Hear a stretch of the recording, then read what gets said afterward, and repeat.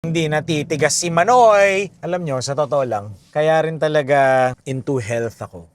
Kasi meron akong business that is already 11 years old and it's called The Daily Detox. Ngayon, dahil sobrang tagal na nito, 'di ba? Hindi ko maiwanan dahil may mga empleyado na ako, 'di ba?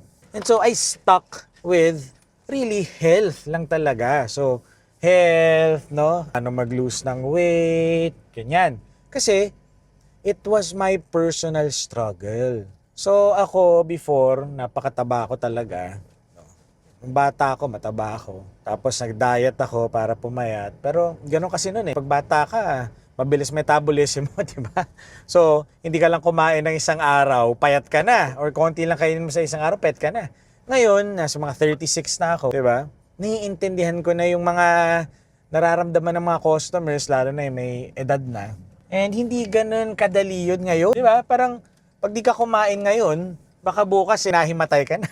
Di ba? Pangalawa doon, yung pagka meron ka ng edad, di ba?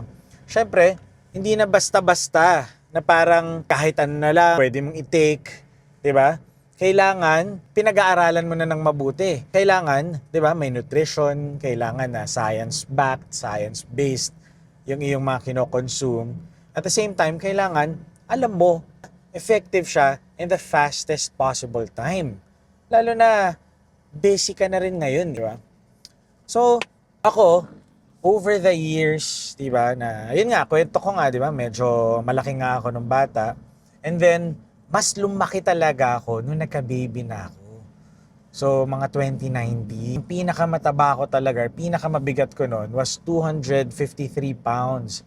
And guys, grabe, pre-diabetic na ako, pinagsasabihan na ako ng doktor na pagka hindi pa ako nag-diet, hindi natitigas si Manoy. Ganun na sinasabi niya. Ayaw lang niya akong bigyan ng gamot. Magaling nga yung doctor, kaya niya ako bigyan ng gamot kasi magiging dependent daw ako doon. So sabi niya, ayusin mo yung pagkain mo. So okay, at that time, 5 years na yung business ko, yung The Daily Detox na, nag-expand na ako. No? Ngayon, kaya talaga ako lumobo kasi nagka-pandemic din. So maliban sa nagka-baby ako, no, stay at home ako, pandemic, kaya stay at home ka talaga kasi work from home ka na. Maliban dun guys, yung stress na inad nun kasi I had to close down 15 out of 20 branches. Diba? So syempre, umiiyak ako nun. So pag iyak ka ng iyak, tumataba ka. Alam mo ba yun? Anyways, after nun, sige, sabi ko, paano ko ipopromote ang Daily Detox kung ako mismo, sobrang laki ko. So, ang second phase talaga ng business, no, and ang second phase ng aking pag-alaga sa katawan ko was really more personal. Kumbaga, personal experience talaga siya. So, whatever we have now, no, in our product lineup, yung cold pressed juices, no, all the natural water detoxes, and even ngayon, may detox na kami, smoothie, even yung sparkling namin na water. Lahat yan based on my personal experience and thankfully enough, ng mga customers din namin na nag-order from us, na nagbigay ng mga testimonials.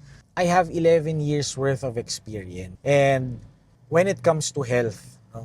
And I have solved my problem because I went from 253 pounds to 169.9 pounds. And I feel na a lot of people might also need my help. Mami ko, 'di ba, diabetic din, tita ko, 'di ba?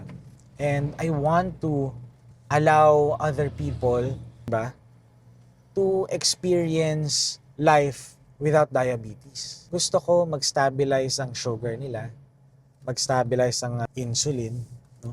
Kasi nagawa ko na eh. Na-reverse ko yung pre-diabetes ko. Kaya hopefully sa channel ko, marami akong matulungan in terms of health. Dahil wala naman akong tinatago, 'di ba? You can use my products if you want. They're all naturally cold pressed. And they're effective, guys, because ang cold pressed juices, they also act as electrolytes. Di ba? Ganun pala yun. But you can also do whatever you want. Di ba? Ang binibigay ko dito ay methodology. Ang binibigay kung ano yung experience ko at kung ano yung ginawa ko. And yes, better health for the Philippines. Let's go. Follow me for more tips like this.